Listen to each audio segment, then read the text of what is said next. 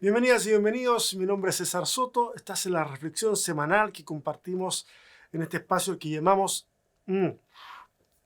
Amor Original. Ya pasamos la mitad de la serie Despojados y Oprimidos, la serie de Adviento que estamos desarrollando en este 2024. Hoy nos espera el capítulo 4 de 6, pero antes quiero contarte algunas cosas. Mira, al terminar esta serie, estaremos casi llegando a Navidad, ¿ok? Y es un tiempo de bastante ajetreo. Y la verdad que mucha gente divide su atención entre Amor Original, otras comunidades, la familia, que es tan importante. Entonces, no queremos forzar el tener la Eucaristía de finalización de serie como siempre lo hemos hecho. Tal vez sea, como estamos muy al filo de la fecha, no queremos que haya entre comillas, un deber más. No obstante, vamos a estar acompañándonos de cerca en la comunidad de Amor Original. Recuerden que esto no solamente funciona aquí, también nos juntamos los miércoles, tenemos nuestro grupo de WhatsApp, que todo esto, si tú quieres participar, nos puedes avisar. Así que ahí vamos a estar siempre, por supuesto, en contacto y ahí estando sabiendo siempre el uno del otro. Quiero animar a todos y todas a que en medio de estos encuentros familiares de fin de año puedan apartar un momento en esa mesa para poder tener un tiempo de Eucaristía, un tiempo de reconocer que todo alimento es sagrado porque proviene de Dios y que toda mesa es santa porque es el lugar donde podemos estar juntos en un mismo sentir. Cuando eso ocurre en esa mesa, entonces hay bendición de Dios. La bendición de Dios está ahí presente. A veces pensamos que estas tradiciones de la cristiandad, la mesa del Señor, la Eucaristía, solo pueden ser ejecutadas por los profesionales de la religión. Pero al menos en la tradición protestante no hay impedimento alguno para poder hacerlo. Aunque también debo decir de que la tradición puede también, en la corriente tal vez más ortodoxa, pueda querer hacernos creer lo contrario, pero no es tan así. Y lo último que quiero avisarles, y esto me entusiasma mucho, es que después del último sermón de la serie, nos vamos a volver a encontrar, con la ayuda de Dios, el 12 de enero del 2025. Tal vez ustedes recuerdan nuestras series llamadas Otras Voces, ¿se acuerdan? Bueno, en el 2025 vamos a iniciar con esa serie. Las voces de algunas y algunos participantes de la comunidad serán las que nos acompañarán durante 5 semanas. Nos van a estar llevando a la reflexión. Pero la serie ya no se va a llamar Otras Voces, porque me pareció que un mejor título sería Nuestras Voces. Porque son las voces de nuestra comunidad. Son voces amadas, voces que a veces nos arrancan una carcajada y otras nos llevan a pensar. Son voces que, al igual que la mía, son imperfectas. Y en esa imperfección la belleza del Evangelio resalta aún más. Bueno, muchas cosas que se vienen, así que le invitamos a que sean parte de este caminar en comunidad. ¿Les parece? Hoy vamos a hablar de un personaje femenino. No habíamos hablado de ningún personaje femenino hasta ahora. Vamos a hablar de un personaje femenino del que, de hecho, en cada serie de Adviento hablamos. Pero hoy lo haremos desde un ángulo un poco menos explorado. Hoy hablaremos de María, la madre de Jesús. Al episodio de hoy le he llamado Despojada. Si tuviéramos que elegir un personaje polémico dentro de la conversación teológica ecuménica, que me refiero a que afecta a toda la cristiandad, la persona de María podría estar dentro del top 3. Las afirmaciones que provienen del catolicismo se contraponen fuertemente con las del protestantismo. En tantos unos abrazan una noción extremadamente exaltada, los otros, a fin de no tener que hablar bien de María, prefieren minimizar e invisibilizar su figura. En el catolicismo tenemos a algunos y algunas que tienen la voluntad posiblemente de sentarse junto con nosotros a cuestionar la fe, y lo van a hacer de buena gana, siempre y cuando no se hable de María. Y en el mundo protestante hay tantas ganas de ganar discusiones sobre este tema que con mucho entusiasmo van a atacar a María con el peso del texto bíblico, más, por supuesto, la infaltable, siempre presente odiosidad típica del argumento fundamentalista. Bueno, les aviso a ambos, a católicos y protestantes, que hoy mi intención no es ofender a unos y defender a otros. Y no es que sea mi intención, yo sé que soy ofensivo muchas veces, no es que sea mi intención ofender, pero probablemente termine ofendiéndolos a todos, a ambos. Así que ni cómo hacerle. Les invito a que hagan una fila, al rato yo les atiendo. Ahora, ¿por qué estoy diciendo esto? Ay, Señor, me meto en cada cosa. Pues bien, para mí, María es un personaje maravilloso del que emanan virtudes extraordinarias. Quienes están familiarizados con mis series de Adviento que están ahí colgadas en el canal de YouTube de Amor Original, saben que nunca he escatimado elogios frente al ejemplo de María. En muchos aspectos, muchísimos aspectos, María es digna de ser imitada y debiéramos hacerlo. Mi problema es con el dogma, mi problema es con la tradición. Ya en el siglo II, el protoevangelio de Santiago, un evangelio no canónico, va a elaborar toda una historia en la que María se muestra como una mujer santa, pura, aún desde su infancia. Pero no solo eso, se le muestra también como perpetuamente virgen. Y desde ese entonces, la religión del momento, no sé, pareció sintonizar y aceptar la idea de una María que, a fin de ser la madre de Jesús, debía ser desexualizada. Es decir, se le debía privar de una de las cuestiones más humanas y hermosas, que es la sexualidad. Cada mujer, déjeme decir esto con delicadeza, cada mujer que ha pasado por una iglesia católica, evangélica, mormona, etc., la que sea, sabe que la cultura de la virginidad se ha asociado a la santidad. Por lo tanto, la mujer ideal en este contexto es aquella que debe guardarse santa y virgen hasta el matrimonio. Cuestión que el sistema, por supuesto, también promueve en los hombres, pero es a las mujeres a las que les llaman putas cuando ese ideal no se cumple. Y por favor, no esperen a que me disculpe por la palabra que acabo de usar.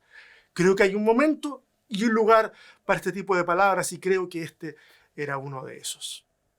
Hasta el día de hoy tenemos sistemas religiosos que son tremendamente más benevolentes con los deslices masculinos que con los femeninos. Es lamentable. Ha hecho mucho daño y debemos trabajar activamente por cambiarlo. Bueno, el tiempo sigue pasando y ocurren varios hitos en el desarrollo mariano, pero para el siglo XIX va a ocurrir un salto enorme. La persona de María comienza un proceso, o se consolida en realidad un proceso de deshumanización. En 1827, la ciencia confirma de una vez por todas lo que se venía sospechando desde hacía más o menos 2 siglos. Confirma la existencia del óvulo humano. El mundo de la biología y la genética se revoluciona cuando por fin se logra entender la manera en que funciona biológicamente la reproducción humana. Es fascinante. Mira, ¿sabían ustedes que los espermatozoides que dieron como resultado a cada uno de mis hijos aparecieron en mi sistema reproductor unos, 15, 20 minutos antes de ser expulsados? En cambio, los óvulos que mis espermatozoides fecundaron estaban en el cuerpo de mi esposa desde el momento en que nació. Ustedes se pueden estar preguntando, bueno, ¿y eso qué tiene que ver con el desarrollo de María en la teología?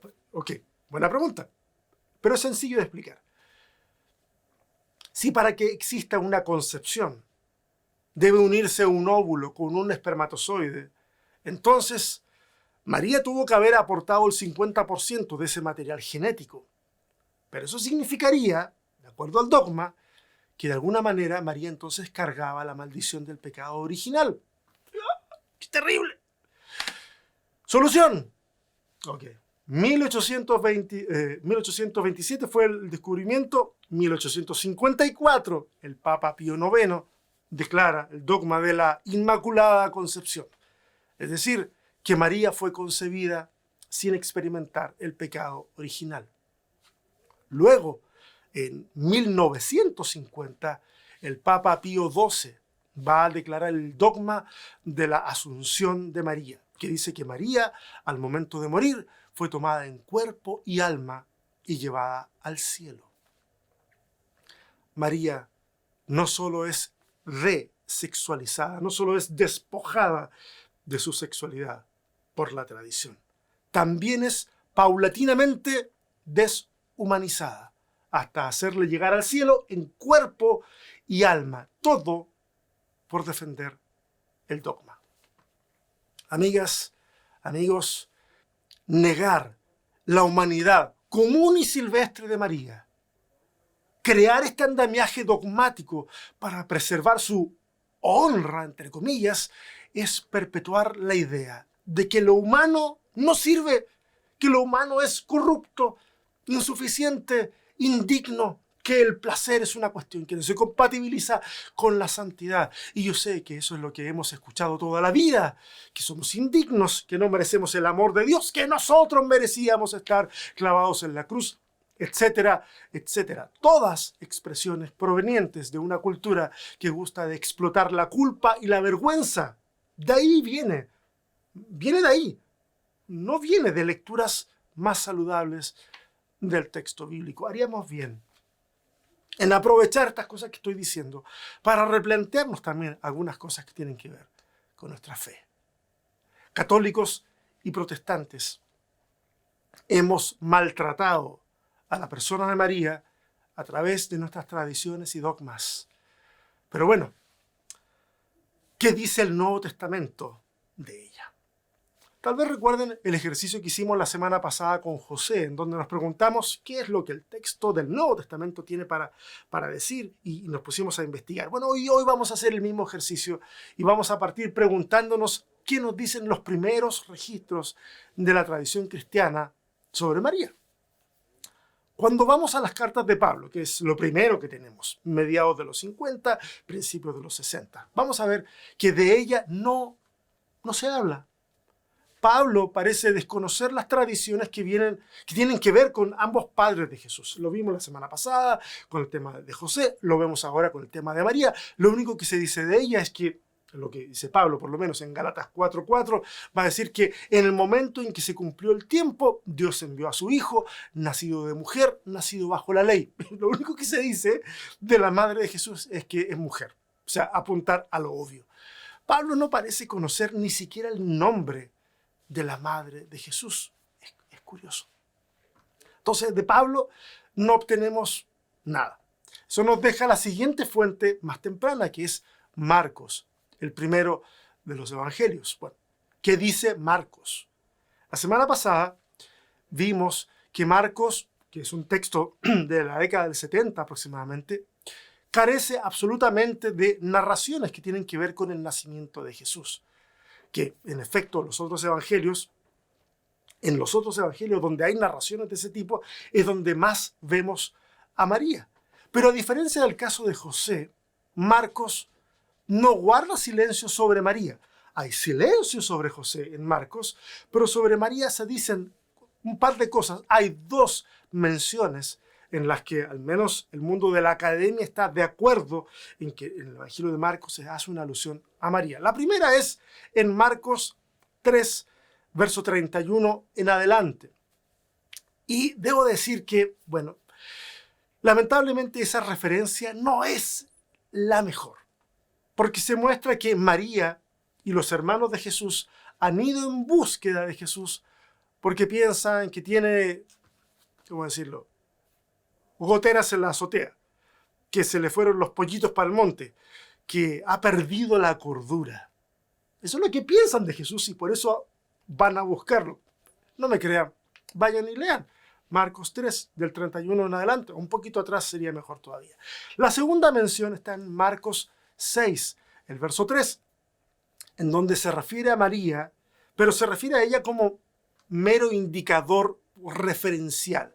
Se está hablando de Jesús y para identificarlo se dice, oye, ¿no es este el hijo de María?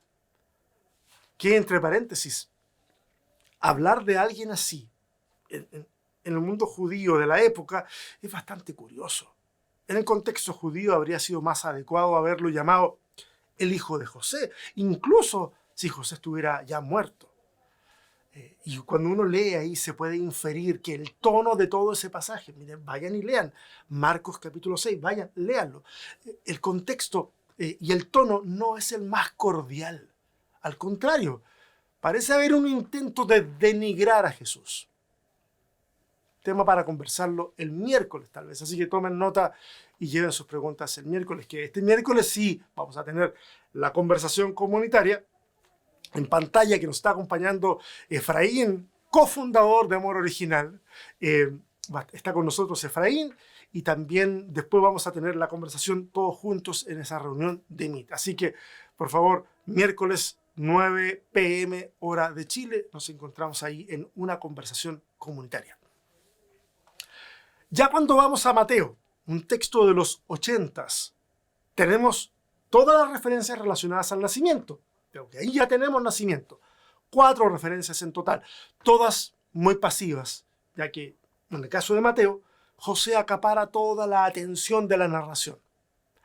Cuando logramos avanzar, vamos a darnos cuenta que Mateo no está conforme con mostrar a María y sus hermanos yendo a buscar a Jesús pensando que está loco. Tal vez le resulta poco respetuoso, no lo sé. Entonces, ¿cómo lo hace? Habla prácticamente del mismo evento, pero lo muestra a María esperando poder hablar con su hijo. Nada más. Y eso está en el capítulo 12. Pero, si bien ahí Mateo se aparta un poquito de la forma de narrar que tiene Marcos, sí lo sigue en el siguiente capítulo, en el capítulo 13, en donde está la otra referencia. Registra el mismo evento en el que Marcos se refiere a Jesús como el hijo de María y Mateo hace lo mismo. En total, 6 referencias, 4 pertenecientes a las narrativas del nacimiento y 2 relacionadas con el ministerio de Jesús. Y eso es todo. De ahí en más, María desaparece de la escena. ¿Qué nos dice Lucas? Un texto ya de fines de los 80s, probablemente. En Lucas también se nos ofrece una visión de la infancia de Jesús, partiendo por las anunciaciones de Jesús, de Juan el Bautista. Hablamos de eso cuando tuvimos el sermón de Juan el Bautista.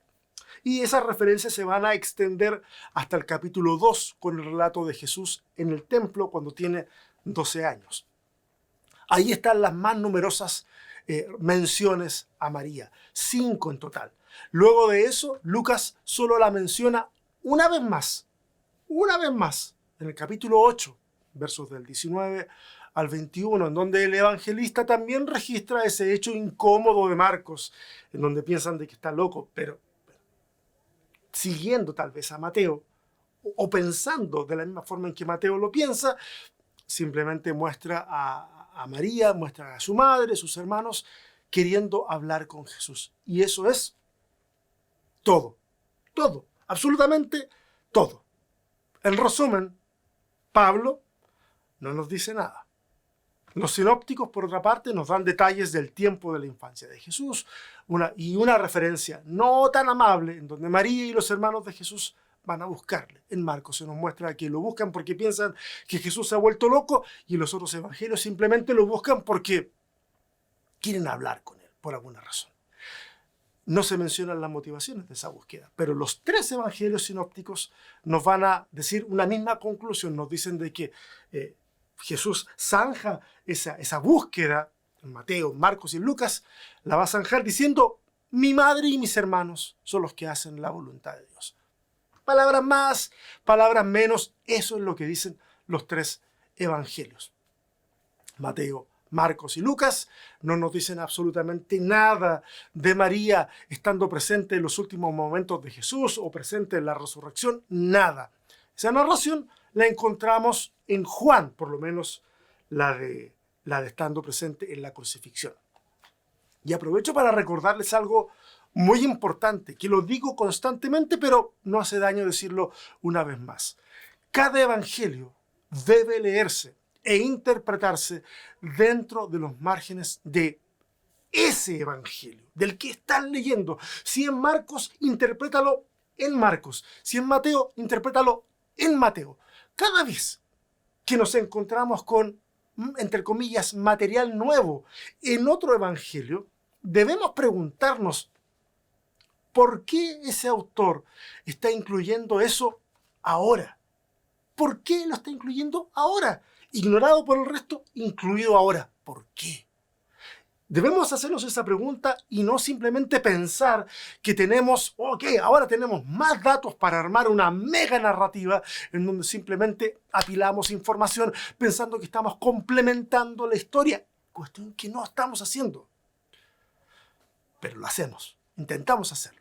Y hablando de diciembre y de las fiestas de Navidad, bueno, eso lo vamos a terminar haciendo en muchos lugares de manera grotesca, en un montón de iglesias que van a mezclar las anunciaciones con pastores en el campo, más magos de Oriente, un pesebre maloliente, todo para hacer una representación que pueda ser muy conmovedora y artística, pero que probablemente no respete mucho la narrativa bíblica. Bueno, todo este preámbulo, dije preámbulo, y seguramente más de algunos se tiene que haber asustado, no se asusten. El preámbulo fue más largo que el mensaje central. ¿Okay? Todo este preámbulo es para decirles que hoy, para hablar de María, nos vamos a centrar en el relato de Juan, un evangelio del que honestamente se habrán dado cuenta, no hablo mucho, pero tal vez eso cambie en el 2025. Tal vez. El evangelio de Juan es un evangelio muy particular. Surge de una comunidad única. Es altamente simbólico y tiene un profundo sentido judío. Pero probablemente estos judíos sean unos que han sido rechazados en sus sinagogas por haberse identificado con Jesús y haber identificado a Jesús como el Mesías. Los escritores del texto van a crear un personaje literario para incluirse, porque dije los escritores, porque este es un relato comunitario. No pensemos de que es Juan escribiendo, no. Esta es la comunidad juánica. Y van a crear un personaje literario para incluirse en la acción. ¿Cómo se llama este personaje? Simplemente es el discípulo amado, que no es otra cosa que el modelo del discípulo ideal.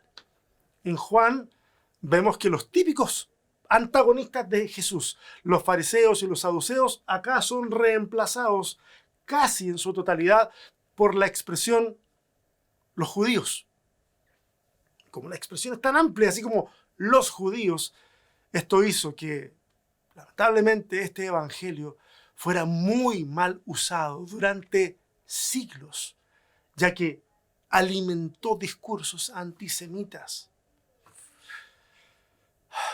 Esto solo confirma una vez más, o deja en evidencia una vez más, nuestra profunda ignorancia en el cristianismo. Y terminó confirmando que el ser humano solo necesita la excusa perfecta para odiar. Y si la encuentra en la Biblia, pues mucho mejor. Y me entristece tanto decirlo que la tendencia se mantiene. La tendencia se mantiene. En el Evangelio de Juan se observa el conflicto de la comunidad juánica y el resto de los judíos. De hecho, podemos observarlo directamente ahí en el texto. Sabemos que este es nuestro hijo y que nació ciego, pero cómo vea ahora no lo sabemos. O quién le haya abierto los ojos, nosotros tampoco lo sabemos. ¿Edad tiene? Preguntadle a él hablará por sí mismo. Esto dijeron sus padres porque tenían miedo de los judíos, por cuanto los judíos ya habían acordado que si alguno confesase que Jesús era el Mesías, fuera expulsado de la sinagoga. Interesante pasaje ahí de Juan capítulo 9. Fíjense, Acá aparece la idea de que aquel que confesara que Jesús era el Mesías sería expulsado de la sinagoga. Dato novedoso, dato al que ninguno de los otros evangelios o las cartas de Pablo hacen referencia, posiblemente porque esto no está ocurriendo en la década del 30, del 40, del 50, del 60, del 70, pero sí en la última década del siglo I. Ahora, muchos asocian esto a un texto que al parecer surge a fines del siglo I, más o menos en la fecha de composición de este evangelio. Este texto se llamó Oración contra los herejes y surgió dentro del movimiento rabínico que sucedió a los fariseos. Recuerden de que una vez que el templo se destruye en Jerusalén en el 70, los saduceos dejan de existir porque sin templo y sin poder no tiene sentido su existencia. Los que subsisten y van a desarrollar todo el sistema rabínico son los fariseos. Y este texto decía, entre otras cosas, que los nazarenos sean destruidos en un momento y sean borrados del libro de la vida y no sean inscritos junto con los justos. No puedo asegurar que la comunidad joánica conociera esta oración, por lo menos en su forma oficial, que de hecho es más extensa. Pero es evidente que las relaciones de los cristianos, que en este caso eran judíos que tenían la convicción de que Jesús era el Mesías, esas relaciones estaban quebrando notoria y dolorosamente con el resto del judaísmo, con sus sinagogas. La comunidad joánica es una comunidad que pagó un alto precio por sostener su fe. En ese contexto encontramos dos alusiones a María. Ahora, interesante, el Evangelio nunca la menciona por su nombre, pero como dije, hay dos alusiones a ella. La primera de esas alusiones está en el capítulo 2, cuando se nos relata un evento que el resto de los evangelistas ignora. Son unas bodas, un casamiento en Caná de Galilea. Es un evento curioso. Bueno, el evento no es curioso. Lo que sucede es curioso porque María actúa como si fuera la madre del novio. Se preocupa porque no hay vino. Una preocupación que no tiene sentido en una simple invitada. Bueno, entonces habla con Jesús y le responde, y Jesús le responde con algo de agresividad, ciertamente agresividad. ¿Qué tienes conmigo, mujer? Aún no ha llegado mi hora. Que curiosamente es la forma en que Jesús va a tratar a su madre en esta ocasión y en la segunda, mujer. Ahora, no obstante esa respuesta de Jesús, Jesús sí hace algo. El texto nos informa con mucho detalle. Es muy curioso eso, mucho detalle sobre ciertas tinajas de piedra que se usaban para los ritos de la purificación de los judíos. Y por favor, no olvidemos el conflicto que está de fondo en esta comunidad joánica y el resto del judaísmo. Entonces están estas tinajas que se ocupan para los ritos de purificación de los judíos. Y Jesús pide que las llenen de agua. Y el agua se transforma en vino. De las aguas de la purificación judía emerge el vino de la fiesta, pero también el vino, en la simbología joánica, emerge también el vino de la Eucaristía cristiana. La otra alusión está en el capítulo 19, prácticamente al final del libro, y se observa que la intención del autor es que ambos textos se lean de manera conectada. Uno ilumina al otro. Cuando vio Jesús a su madre y al discípulo a quien él amaba, que estaba presente, dijo a su madre: mujer, he ahí tu hijo. Después dijo al discípulo: he ahí tu madre. Y desde aquella hora el discípulo la recibió en su casa. Ya vimos que en todos los otros evangelios jamás se menciona a la madre de Jesús en el momento de la crucifixión. Si hasta da la impresión de que para ese momento, en los otros evangelios, María estuviera totalmente de la ecuación, que tal vez no se menciona porque murió. Bueno, pero el caso es que acá aparece. En el Evangelio de Juan aparece. Muchos han pensado que Jesús está haciendo una especie como de ritual de sesión de cuidados para que su madre no quede desamparada. Pero bueno, es extraño.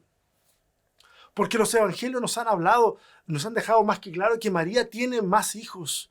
Y esos hijos pueden hacerse cargo de ella sin ningún problema. De hecho, la tradición nos va a decir que los libros, por ejemplo, de Santiago y Judas, habrían sido escritos por hermanos de Jesús.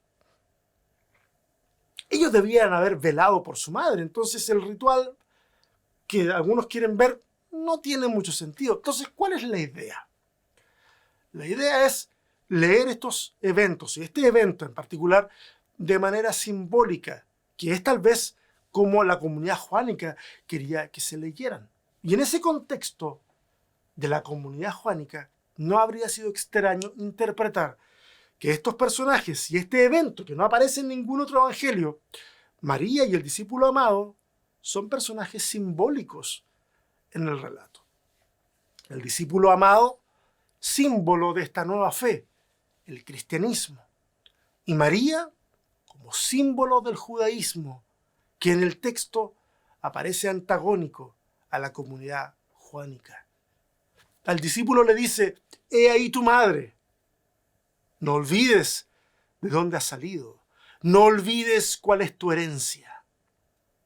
A María le dice: mujer, he ahí tu hijo. Los nazarenos, los del camino, los cristianos han salido de ti. Son tu legado. No debe existir enemistad entre ustedes. El texto añade que desde ese día entonces el discípulo la recibió en su casa. Yo sé que puede ser un poco complicado de digerir esta forma de leerlo, pero hace mucho sentido con cómo es que el Evangelio de Juan está estructurado.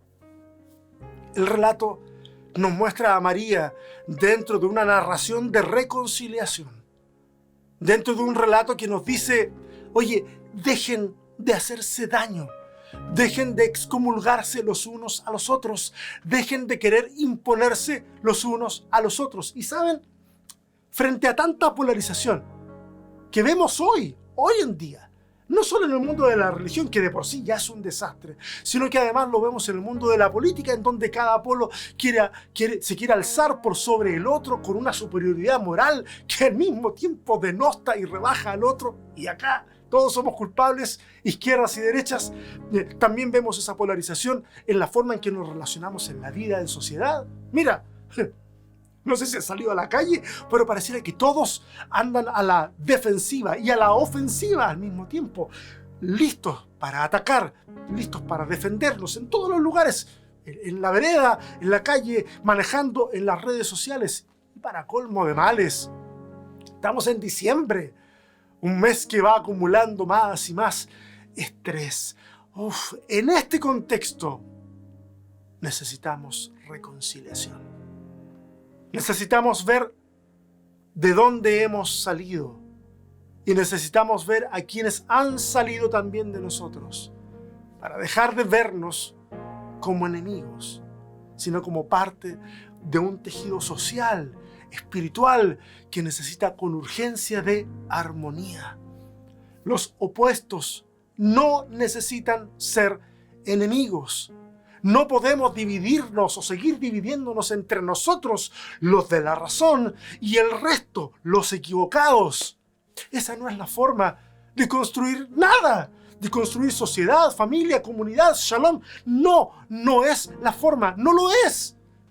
Y las palabras de Jesús a su madre y al discípulo amado, de alguna manera, les están diciendo: mírense, ustedes no son tan diferentes como creen que son. Y a nosotros nos dice exactamente lo mismo. Mira a aquellos que consideras tus enemigos. No creas que eres tan diferente. Mira, si logramos aceptarlo, habremos dado un paso enorme en el camino de la reconciliación. Oremos. Gracias, Señor. Gracias Dios por este camino que estamos transitando durante estas semanas de Adviento, en donde nos has invitado, nos has hecho distintos desafíos, y el de hoy, este desafío de la reconciliación y de ver en María un elemento que nos lleva a esa reflexión. Aquí es tiempo de reconciliarnos, que es tiempo de mirarnos a los ojos y reconocer el valor que está en el otro, que está en la otra, que está en el que es distinto, distinta a mí. Señor, qué fácil es embriagarnos creyendo que siempre tenemos la razón. Qué fácil es enamorarnos de nuestras propias palabras y hacer oídos sordos a lo que otros tienen que decir. Por eso yo te pido perdón, porque muchas veces he actuado de esa forma. Y pido tu ayuda, Señor, para poder ver el valor en los que no son como yo. Incluso entre mis hermanos, porque incluso en aquellos que pensamos que somos iguales, no lo somos. Ayúdanos, Dios, a poder reconocer aquello y poder trabajar por la reconciliación. Te lo pedimos en el nombre de Jesús. Amén. Y a ustedes, muchas gracias por estar hoy, cuarta semanita, nos quedan solamente 2 capítulos de esta serie. Gracias por estar acá presente.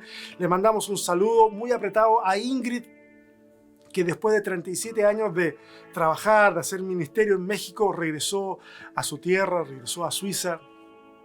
Le mandamos un fuerte abrazo a ella. Para mí, que estuve 10 años fuera de Chile, tiene sus dificultades estar adaptándose de nuevo acá a mi país. Me imagino lo que va a hacer después de 37 años fuera. Así que, Ingrid, nuestro abrazo para ti, nuestro cariño, fuerza. Tu familia está contigo, vas a poder reconstruir muchas cosas allá y vas a poder experimentar plenitud también en Suiza. A todos ustedes, por favor, denle like a esta transmisión, compártanla, suscríbanse en el canal de YouTube. Es algo muy sencillo, a nosotros nos ayuda a extender el mensaje. Si quieres aportar financieramente a la construcción de este espacio, también en la descripción aparece un link en donde puedes hacer tu aporte. Te damos muchas gracias por estar acá presente con nosotros cada semana. Seamos una buena noticia. Trabajemos por la reconciliación durante esta semana. Les mando un fuerte abrazo. Que el Señor les bendiga.